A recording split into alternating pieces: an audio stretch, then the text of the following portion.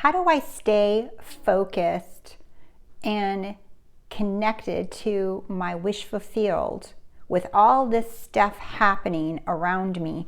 This is a question that I had from a subscriber, and I want to address this because this is a very common issue topic that comes up quite a bit when we come into manifesting, and we're like, okay, we feel good for a second, and then all of this stuff seems to distract us and get in the way, and then we feel like we screwed up and that we're back to square one and we have to keep starting over and over and over and over again. That is all not true. And I want to show you guys a little drawing that I made. You guys know, you guys are liking my little analogies and my pictures on my little whiteboard, so I'm going to keep giving them to you. I enjoy them, and my one-on-one clients like them too. So stick with me because I want to help you guys really put into perspective what it is to live in the end in a very simple way.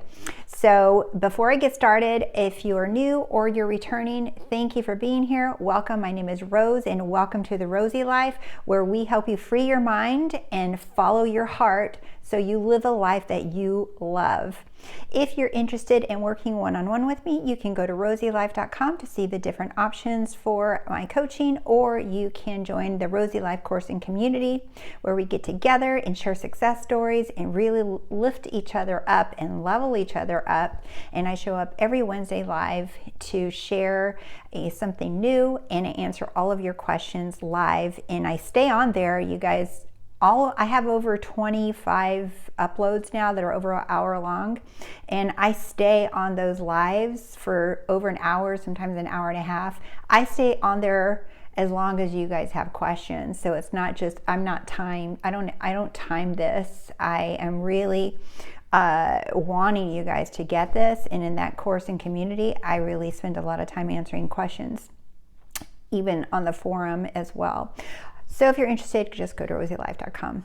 Okay, so I wanted to make this video because I feel like sometimes we overcomplicate things, and because we're taught to analyze and we're taught to like really get things analytically or intellectually, or that we're waiting for this light bulb wonderful moment to happen when you already know everything. And what you're doing is you're just letting go of things that seem to be in your way, that, by the way, that you put there.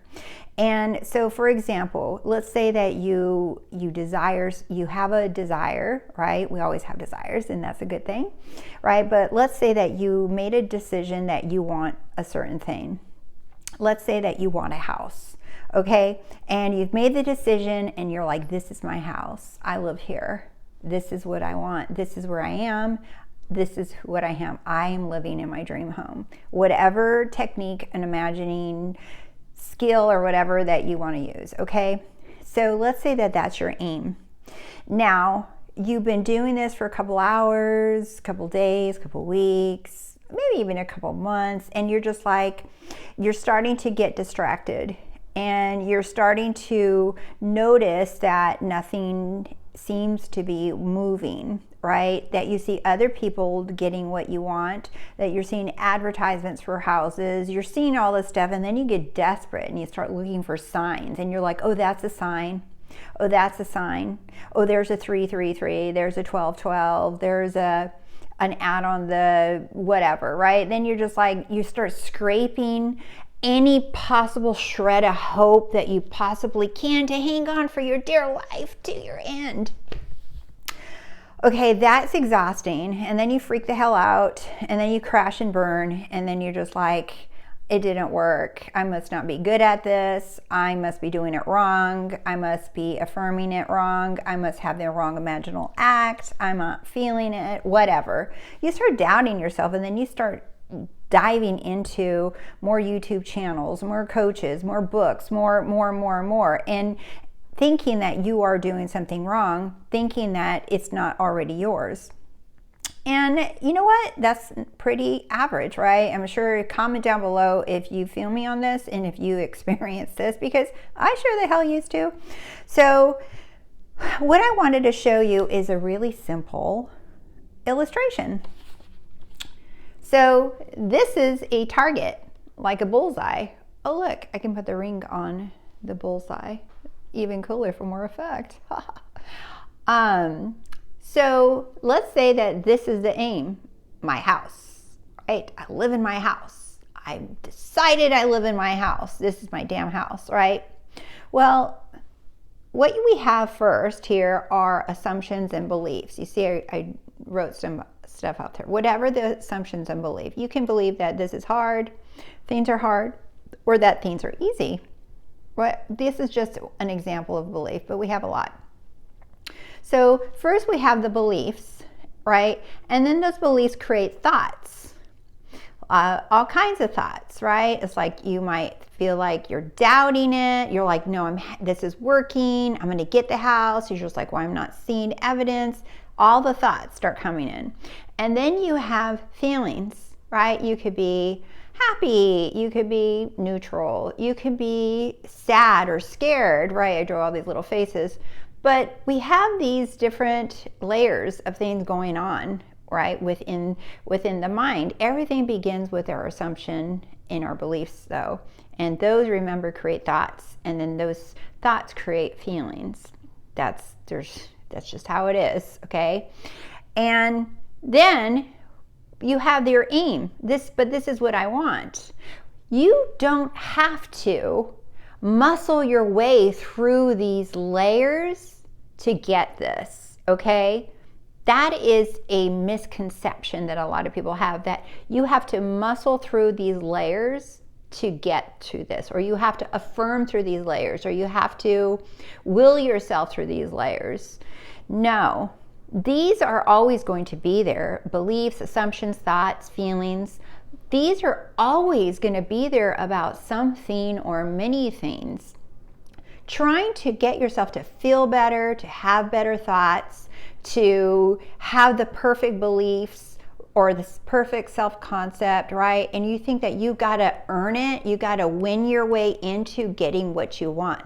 This is the biggest misconception.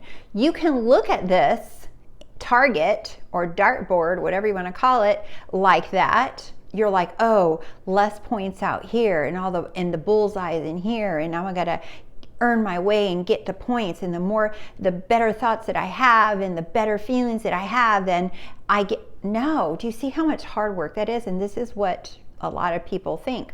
Instead, I want you to look at this as aim. This is all I have to put my attention on.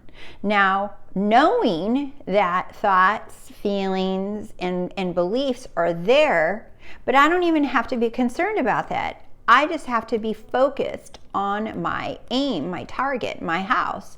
No matter what I hear, no matter what I see, no matter what I feel, no matter what previous beliefs I thought I had, I'm just going to keep focused on this one aim, right? So here is another analogy, right? Baseball. A lot of you may have heard or read about, historically, Babe Ruth, who was an amazing baseball player, and he was notoriously known for pointing where he was going to, the ball was going to hit. And when he would come up to bat, he was not focused on the bat or how he was standing. He looked up at the sky or in whichever direction, and he decided where the ball would go. And at the beginning, no one took him seriously, but as he became more well known and people saw him consistently doing this, people knew, holy shit, he just pointed, that ball is going to go out of the park or that way or whatever. And he had that confidence in his decision. I know when I hit the bat, it's going to go there. So his focus was on the aim, not on his techniques or not on what he was doing. he pointed and said, there. And whatever had to happen, his footing, his hands, the swing, everything, he knew that it was going to lead to him getting that ball in that direction. And that is what you're doing. Even today, fast forward, if you go to any sporting event, right? Like when I went to a baseball games last summer, you know, it's you're sitting there, you have your home team playing another city, right? And you're sitting there, and when I noticed that when our home team was behind in points, and the opposing team came up to bat, like everybody here would scream and shout at the batter that was up from the other city, from the opposing team, to distract him, right? To make him feel like, to get into his head, right? They scream all kinds of nasty things. They call him like loser, you can't do it, you guys suck. Making noise, stomping their feet, like clapping, saying boo, like people like doing anything and everything possible to get this batter to not make the shot. Well, professionals know to ignore and not only put their horsey blinders on, right, and also to not listen to what is happening. They hear the noise in the peanut gallery, but they're not identifying with the noise. They're not listening to it. They're not giving it credence. They know they're there. They know those people are screaming and telling them they're jerks and they're not good and all this stuff, they're not wanted here. Anything possible to distract that batter from actually hitting a shot. So I want you to think of your thoughts and your feelings like that they're just distractions. That's it. They're distractions. However, they're distractions that you put there. I know it feels and seems like sometimes that things are happening to you that are out of your control, that these things are being done to you, that you don't have any control or power in this, right? But that goes kind of with my video yesterday of changing that blanket assumption that everything and everyone is for me, meaning everything and everyone has my back. Everything and everyone has my back. Everything and everyone is on my side. They're on my team. They're cheering, rooting for me. Everyone is, right? That is what that video is about if you haven't watched it, right? So if you have that general belief, you start noticing, okay, well, that player going up to bat can think like, oh, they all hate me, they don't want us here in their city, in their hometown, they want their other team to lose, right? Or, right, a lot of athletes are trained, you can make that sound, the stomping of the feet, the people booing, you can make it mean, oh, this is evidence that we are winning. They're mad because we are winning. We are winning in their home turf. We are beating them. That's why they're getting louder and louder and louder, because we're winning. So that same player can interpret that same booing and noise the same thing. You can do the same thing too.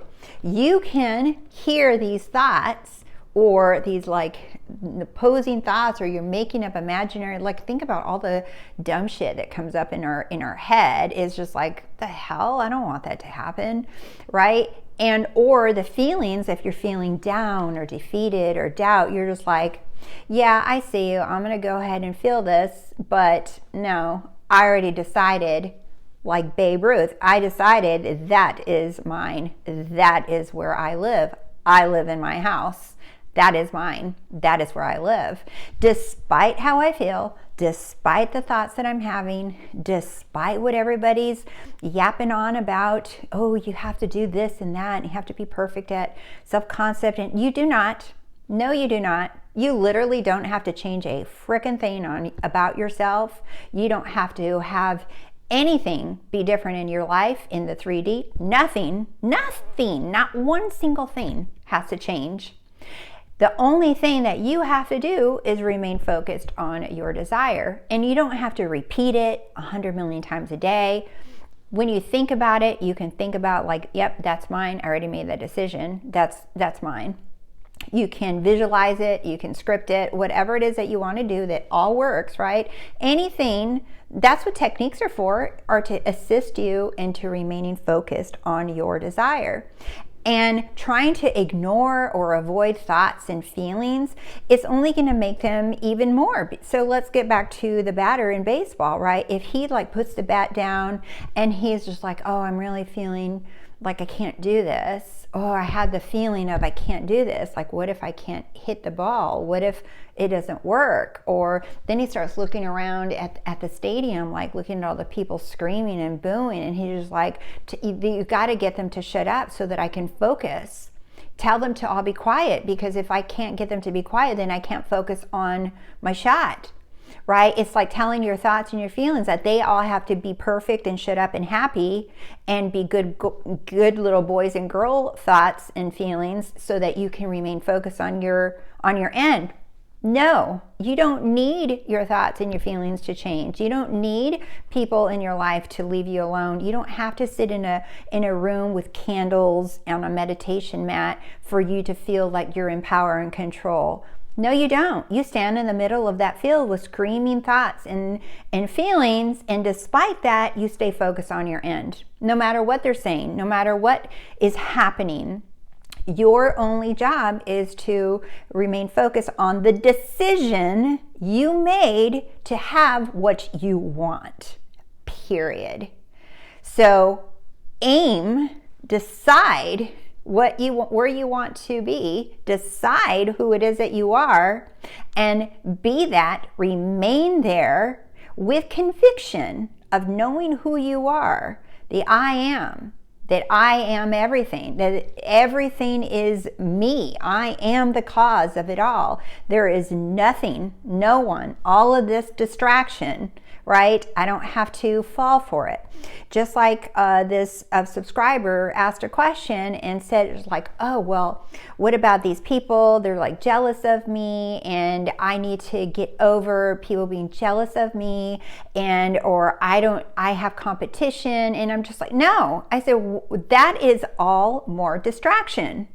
All of that is distraction, and it's okay. You put it there. It's important for you to understand that you put those distractions there unknowingly or knowingly. You placed all of these distractions in the stadium there, the stadium of your mind, right? You put them there, but that's okay. Doesn't matter. You don't have to delete them. You don't have to make them go away. You don't have to hate them. You don't have to. No, nothing has to change. Nothing. Nope, nothing has to change. I'm just focused on my end, on my desire. And that is a bullseye. That is what brings it in quicker when you understand I can accept everything the way it is. Everything is exactly the way it's supposed to be. And I still get what I want. My only job is to remain there. And if I have feelings, they come up. So what? I'm going to go ahead and feel them. And because I know that my focus is all that matters. All right, my loves. Thank you so much for being here. Thank you for subscribing to my channel. And thank you for your love and support. It means so much to me and to the Rosey Life. And I will see you soon. Bye.